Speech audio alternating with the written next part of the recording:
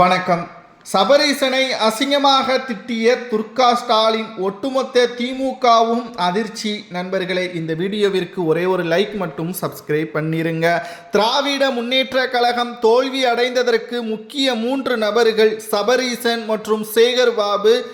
ஸ்டாலின் சபரீசன் அவர் நடத்தி வரக்கூடிய பெண் நிறுவனத்தின் மூலமாக பல மோசடிகளை செய்துள்ளார் என்றும் அதற்கு உறுதுணையாக சேகர்பாபு இருந்துள்ளார் என்றும் இது எல்லாம் ஸ்டாலின் அவர்களது கவனத்திற்கு செல்லவில்லை என்ற ஒட்டுமொத்த சேகர்பாபு அவர்கள் மீது இருக்கக்கூடிய அனைத்து புகார்களையும் துர்கா ஸ்டாலின் அவர்கள் நடத்திய விசாரணையில் தெரிந்துவிட்டது.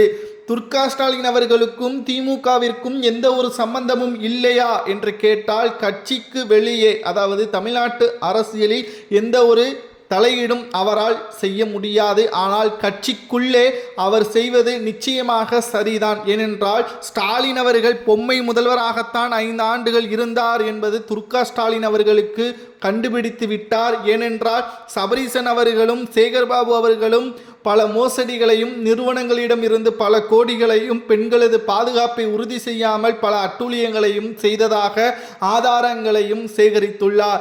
இந்த தகவல் கிடைத்த உடனே சபரீசன் அவர்களையும் சேகர்பாபு அவர்களையும் அசிங்கமாக திட்டியுள்ளார் என்றும் தனது மகனை முதல்வராக இந்த முறை பொறுப்பேற்க வைக்க வேண்டும் என்ற அனைத்து ஏற்பாடுகளையும் செய்து வந்தார் துர்கா ஸ்டாலின் அவர்கள்.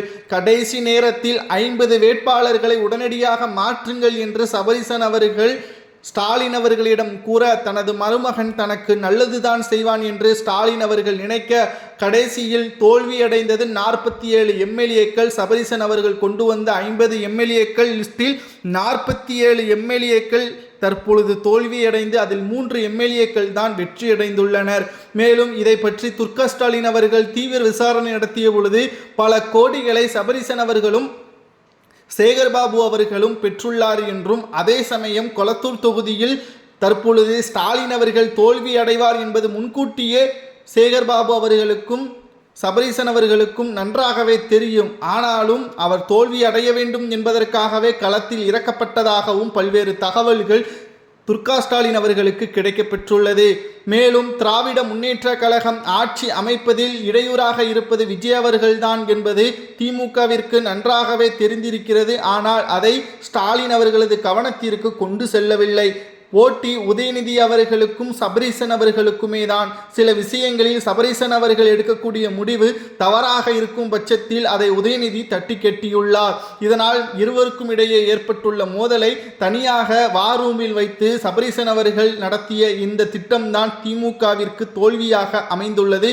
விஜய் அவர்களது வருகைக்கு எந்த ஒரு இடையூறும் இல்லாமல் அவர் சுலபமாகவே வெற்றியடைந்து விட்டார். அன்று கொளத்தூர் தொகுதியில் விஜய் அவர்கள் பிரச்சாரம் செய்யும் பொழுது தடை இல்லாமல் இருந்தால் நிச்சயம் கொளத்தூரில் ஸ்டாலின் அவர்கள் வெற்றியடைந்திருக்கும் வாய்ப்புகள் இருக்கிறது. ஆனால் அன்று விஜய் அவர்கள் கொளத்தூர் தொகுதியில் பிரச்சாரம் செய்யும் பொழுது சேகர்பாபு அதை தடுத்து நிறுத்தினார், காவல்துறை உதவியுடன். இதனால் தான் அப்பகுதி மக்கள் விஜய் அவர்கள் பிரச்சாரம் செய்யக்கூட உங்களால் முடியவில்லையே, நீங்கள் விஜய் அவர்கள் மீது வைத்த பயம் என்பதை புரிந்து கொண்டு நேரடியாக கொளத்தூர் தொகுதி மக்கள் விஜய் அவர்களை தேர்வு செய்துவிட்டார்கள்.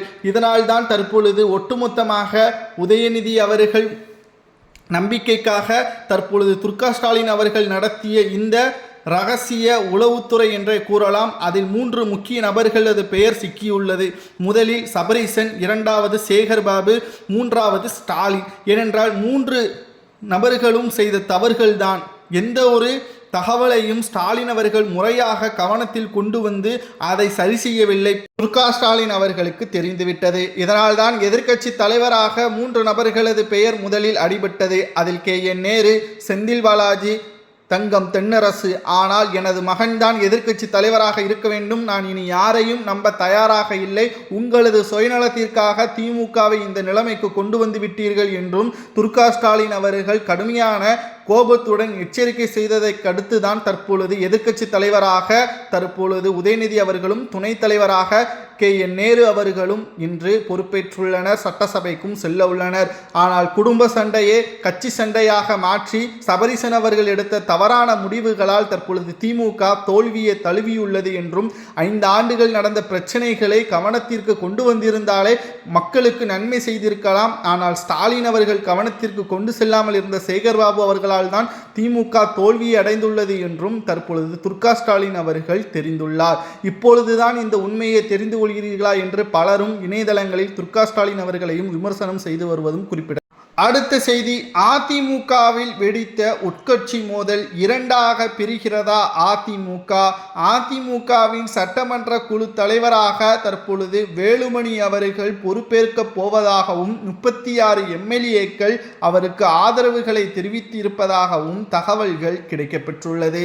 இன்று சட்டசபை கூட்டத்தொடரிலும் கூட வேலுமணியின் ஆதரவாளர்கள் என்று தனியாகத்தான் வந்துள்ளனர். மேலும் எடப்பாடி சில நிர்வாகிகளுடனும் வந்துள்ளார். இதிலிருந்தே அதிமுகவில் 2 அணியாக பிரிந்திருப்பதும் தற்பொழுது உண்மைதான் என்பது தெரிந்துவிட்டது. ஆனால் நிச்சயம் எடப்பாடி இல்லை என்றால் தற்பொழுது வெற்றியடைந்த 47 எம்எல்ஏக்கள் வந்திருக்க மாட்டார்கள்.